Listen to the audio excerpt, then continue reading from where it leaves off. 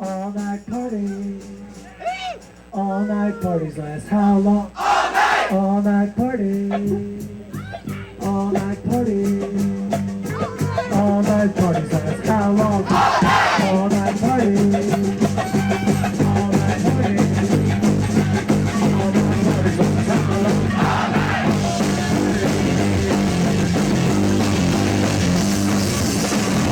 long? All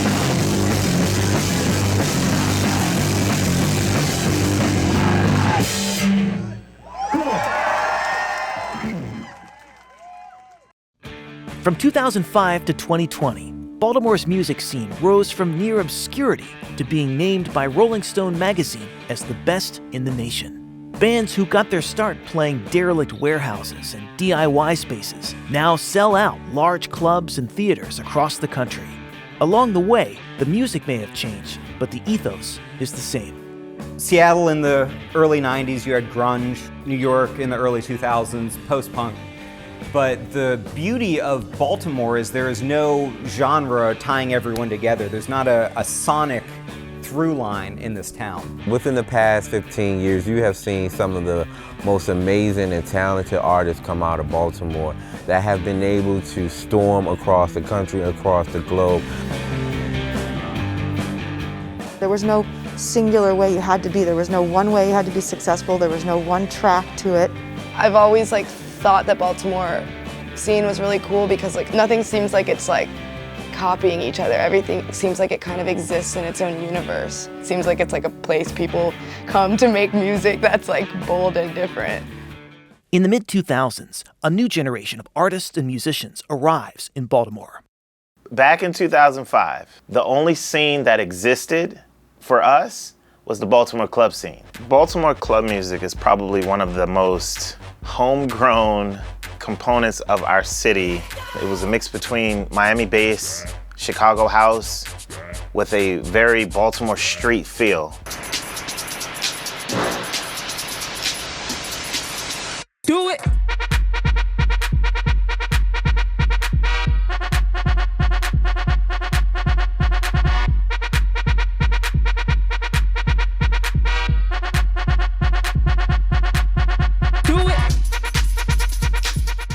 At the center of the Baltimore club scene is DJ K Swift. All right, now busting out with back-breaking beats, Baltimore is ushering in hip-hop's next revolution, and here to show us around is B-Moore's club queen herself, DJ K Swift. K Swift was bigger than life in the Baltimore club scene. She was an icon. She was a woman. She was a DJ, which at that time, it was not heard of. Black Star and K Swift are part of the new wave of musicians hitting the scene from all different genres who will bring the national spotlight to Baltimore in a way the city has never seen before.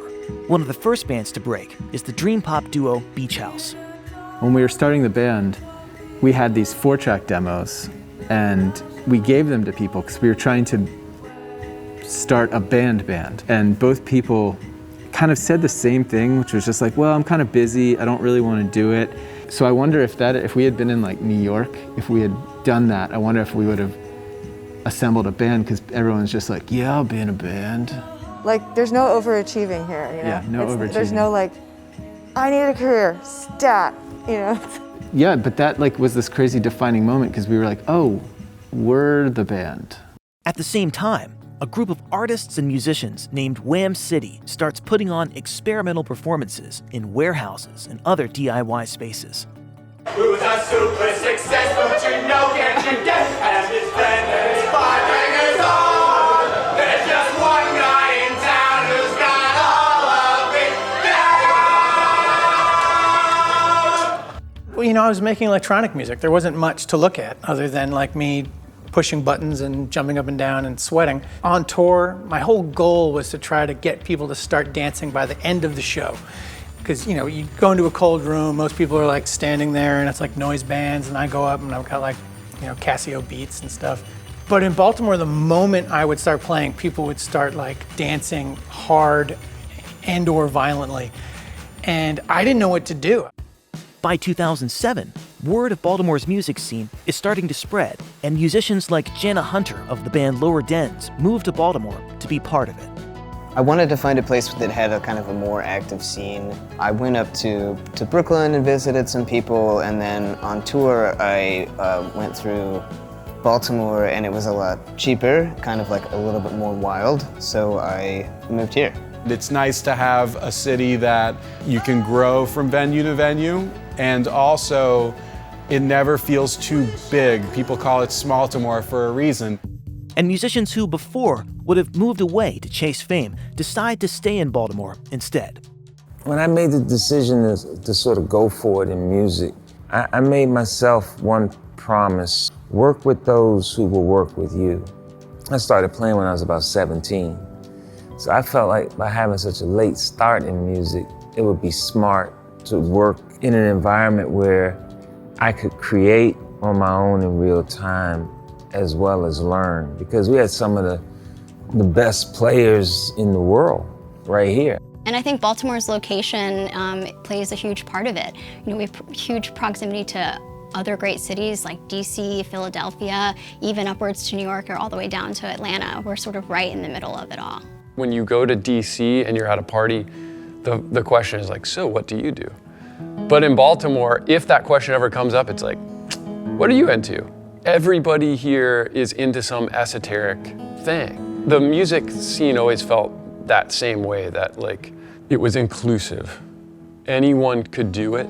Every show was a melange. There were just people fusing styles of music and instruments in ways that felt fresh and fun.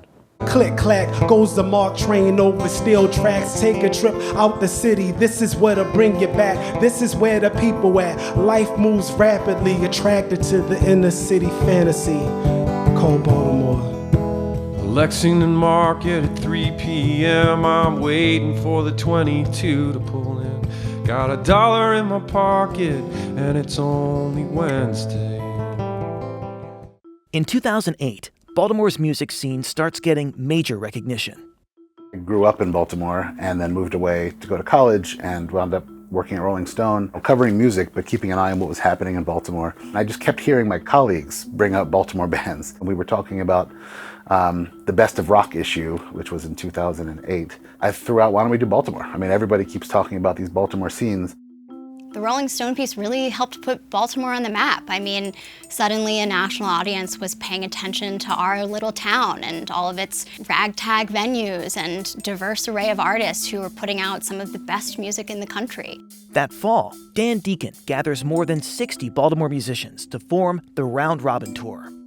So the way the Round Robin worked is there were sort of stations set up around the perimeter of the room where different bands would be set up to play. It would sort of jump around the room like in a sort of a star, you know, making a star track. And it was great because you could be at the back of a show and then all of a sudden turn around and you're front row for Dan Deacon. You know, all of a sudden you're at the back again or to the side. And also it involved all kinds of audience participation, which all their shows did. So there was dancing and singing, and it was just so deeply fun. I really feel like that was this beautiful star of the entire scene that had been growing for years, plus new people, plus the noise people, and then Dan, you know, at the helm.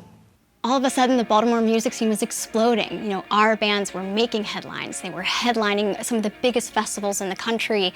They were signing with huge labels, playing massive venues. It was such an exciting time. By 2011, LGBTQ rappers and Baltimore club musicians are starting to change the conversation. Being the first out rapper, first openly gay rapper in Baltimore was tough in the beginning. It was hard, and a lot of people told me that it was over when I did it.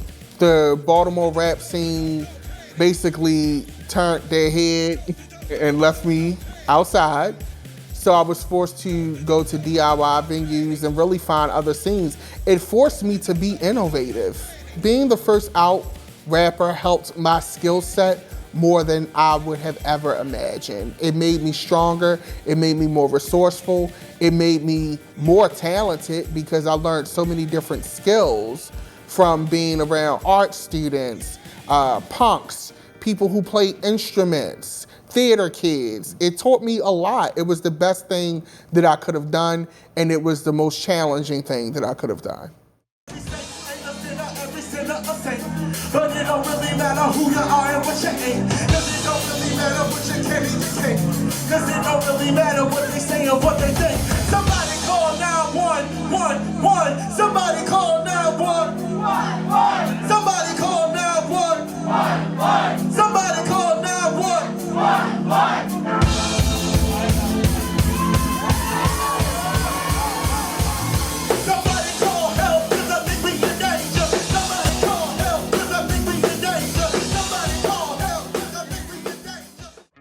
But the band with the most dramatic rise is Future Islands. Our next guests are making their network television debut with us this evening, and their new album entitled Singles, there it is right there, is in stores later this month. Ladies and gentlemen, we couldn't be happier to have them here. Welcome, Future Islands. Future Islands were actually friends of Dan Deacon's. They'd met down in North Carolina, where those guys are from, and he lured them to the city of Baltimore, and they kind of were part of this burgeoning, incredible music scene here. You know, they were playing these really raw, rugged shows to, you know, now comparatively tiny audiences, and pouring their heart out on the stage every single night. And Letterman changes it all. Seasons change.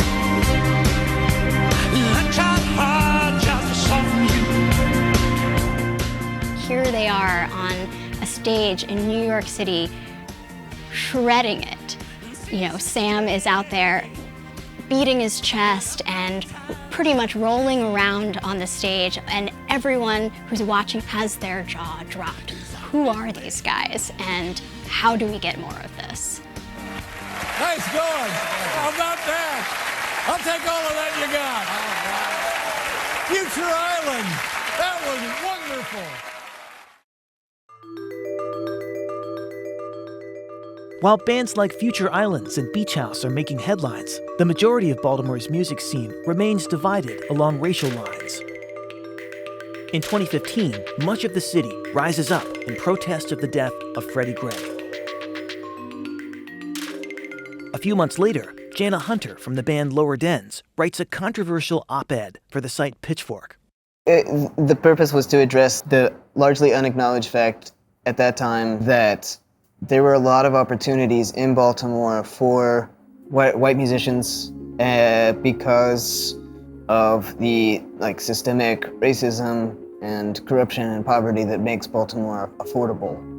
That just needed to be acknowledged for any kind of change to be made. It did what it needed to do. It started conversation, and it started to create a sense of accountability. If it wasn't for that article, if it wasn't for the uprising, all these other things going on, I don't think that you would have had the Baltimore music scene that you see today. I think some people had just yet to confront the fact of their own racism and privilege yet. Writing that Pitchfork op-ed is definitely one of the things that I'm proudest of in my career, because I feel like it's one of the few times where I just really truly did something that I believed in, and ignored my fears about it and just did it, and proud that I did it.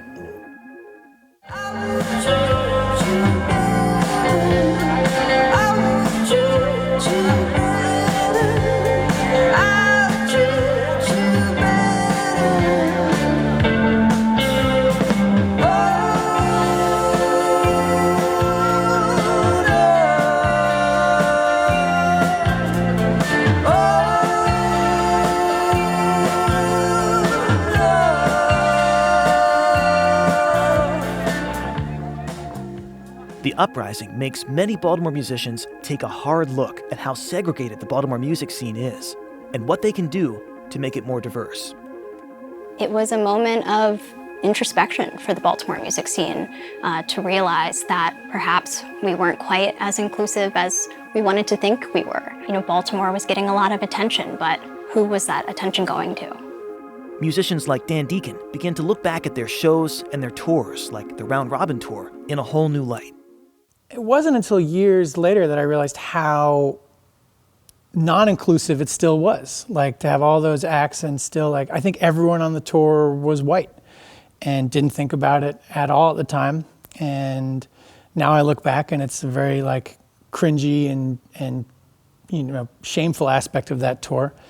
And I think a lot of people started recognizing, like, oh, everyone at the last 6 months of shows in every warehouse space I've gone to have all been white men. You would go to a show in Baltimore and it'd be like a punk show, and it'd be all punk artists. And then you go to another show that's rappers, it'd be all rappers who make maybe like boom bap music. I wanted to create spaces that seemed more experimental and intersectional and played various types of artists, whether it be, you know, a woman artist or a queer artist, or whether it be a rapper, and I'm putting them on the same show or the same bill as a punk artist or a punk band. I feel like that vibe needed to be seen within the scene, so I created it. The Baltimore music scene now is like a Spotify playlist. Like, it literally can be anything. I just wanna be free, free, free, free, free, free, free, free, free, free, free, free, free. I just wanna be fucking free. By 2016, a younger generation of musicians who've grown up listening to bands like Dan Deacon and Wye Oak start to find their own place in the scene. I found out about Beach House, and my interest in the Baltimore music world sort of just spiraled out from there.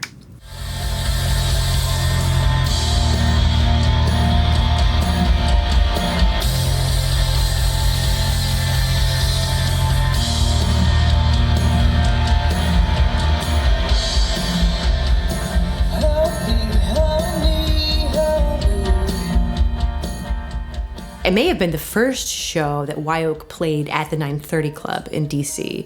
And I remember right in the front row is this just absolutely adorable, very young girl with her mom. She knows all the words. It was just one of those moments where I was like, wow, like that was me. And now here I am. So someone came out and found her and brought her backstage, and I met her, and it was Lindsey. It was Lindsey Jordan. And she was like, oh, I play guitar. And I was like, oh, that's awesome. I was like, here, you should go ahead and play my guitar. She picked up my guitar and she played This Must Be the Place by the Talking Heads. And she totally nailed it. And everyone sang along. Flash forward a handful of years and Lindsey's got a band of her own. And I couldn't believe it. It was just like this wonderful full circle realization.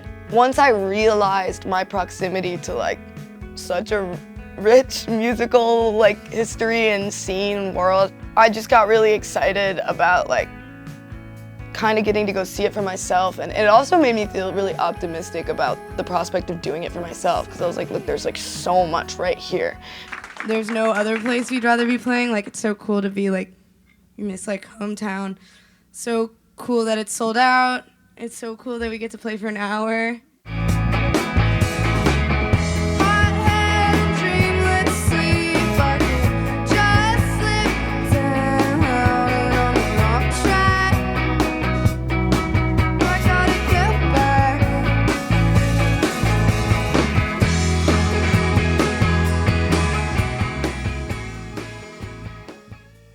At the same time, Pigeons Playing Ping Pong is becoming the most popular jam band to come out of Baltimore, following in the footsteps of their mentors, The Bridge. You know, it took me coming from New York to hear about them, and I was like, there's this like local scene where these guys are selling out, you know, shows week after week, but you have to go to really catch the vibe of them. 1, 2, 3, solo!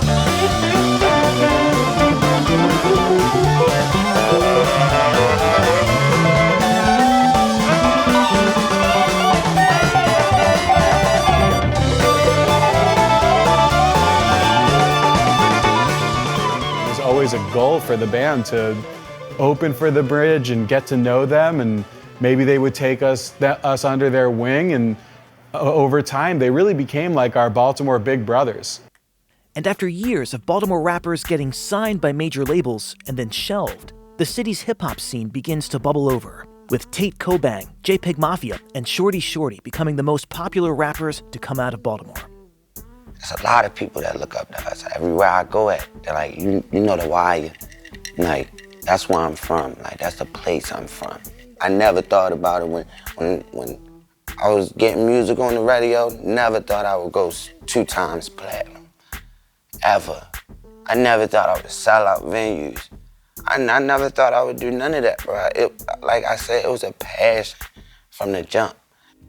By 2018, collaboration becomes more common in the scene, especially among younger musicians like Micah E. Wood, Modern Nomad, Outcalls, and Peachface. I love what happens when you take all of these different ideas from all these different people, you know, something that you might not have ever thought of to include into your art. It makes something really beautiful.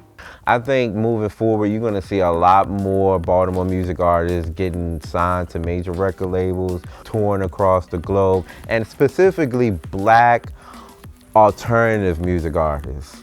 Because for so long, Black alternative music artists within Baltimore have been getting silenced or ignored or not invested into. You're gonna see a lot more of us being in the spotlight and really doing our thing on a major level.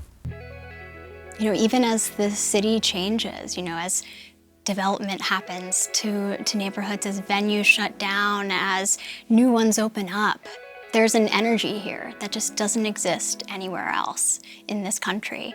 And artists pick up on that, and it fuels them, and in turn, it fuels the city. The importance and the beauty and the love of bringing people from Baltimore, fellow musicians, fellow friends on tour with us is that we get to share something that is fleeting for all of us. Let's share this magical, awesome roll of the dice. You realize that these things don't last forever, that they're gone. It's like someone saying like, oh, look, a shooting star. And it's there and then it's gone. But while I'm looking over here, there's a whole other one over here that I don't even know about.